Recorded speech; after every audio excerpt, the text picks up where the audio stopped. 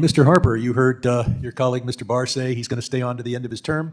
Of course, the president can move you from chair to member, yes, but your term continues to 2027. Are you going to be serving out your term? When I was confirmed by the United States Senate, I committed to serving through 2027. I remain committed to doing just that. Thank you. And I hope that one thing that you do is allow the volunteers who serve on credit union boards to get reimbursed for their child care expenses as well as their travel expenses. That is something that is on our rulemaking agenda, Good. And it's more than just child care. We're also looking at elder-dependent care. Mr. Barr, I've served 28 years along with Mr. Meeks on the Foreign Affairs Committee. The biggest thing that could happen that committee would focus on that would affect you would be a blockade or invasion of Taiwan by China. You do a lot of stress tests. Can our major institutions survive what would be at least a temporary rupture in the U.S.-China trade relationship?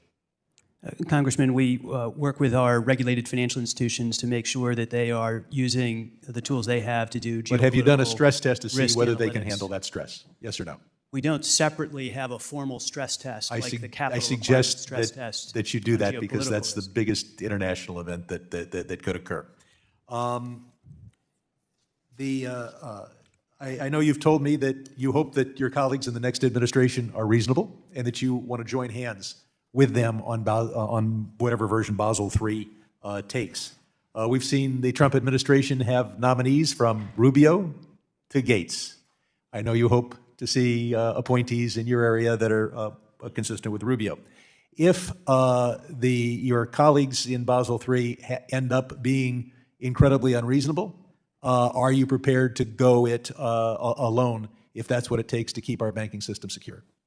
Congressman, as I said at the outset, I'm looking forward to collaborating with colleagues at the OCC. Please don't dodge the hypothetical. We could have a Gates, we could have a Rubio. What do you do if you end up with unreasonable colleagues? I'm not going to engage in the hypothetical. Okay. We have the one issue that you and I have talked about a lot is the interest rate risk. You're wise to move forward with regard to mark-to-market on held-for-sale securities, but you're unwilling to do the held-to-maturity securities. The slender read is that FASB hasn't done that, but FASB is not responsible for the security of our banking system.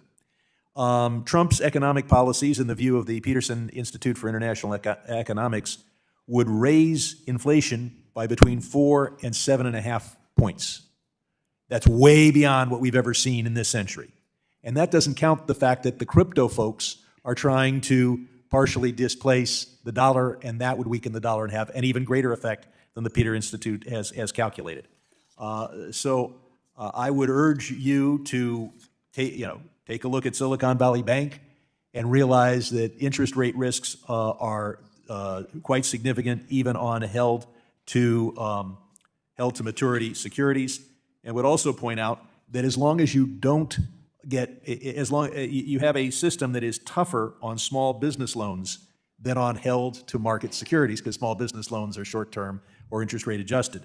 So I would hope that you deal not only with the security of the system, but the bias that you have that caused Silicon Valley Bank and others to invest in long-term treasuries at great risk rather than local business loans.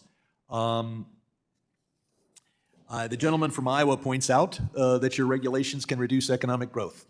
But he wasn't here in 2008, if memory serves me correctly, and to see what happens when we have under-regulation and the damage that did and is still doing to the social contract in America.